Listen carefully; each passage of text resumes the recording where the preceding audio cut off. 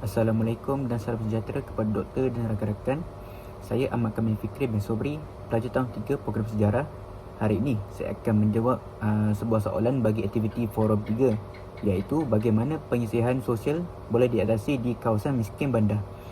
Baiklah, antara penyelesaian yang boleh dilakukan adalah dengan kerajaan meningkatkan bilangan rumah kos rendah di bandar.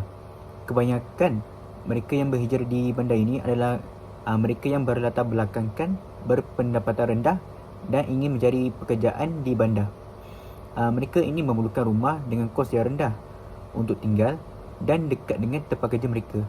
Perkara ini akan bersesuaian dengan kemampuan yang mereka ada untuk menampung kehidupan seharian mereka di bandar. Selain itu adalah menjaga kebajikan pekerja kilang dengan memberikan tempat tinggal. Pihak kilang mestilah menyediakan sebuah tempat tinggal atau asrama bagi pekerja-pekerja mereka. Ini juga akan memastikan mereka sentiasa terpelihara dari segi kebajikan dan kelestarian mereka tanpa memikirkan masalah untuk membayar sewa rumah. Selain itu adalah pemaju swasta hendaklah membangunkan semua kawasan perumahan buat golongan miskin.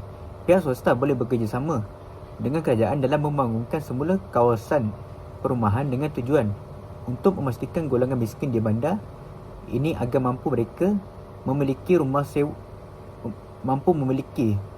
mampu milik di bandar. Dengan itu, penyisihan sosial ini boleh diatasi di kawasan miskin bandar. Sekian, terima kasih.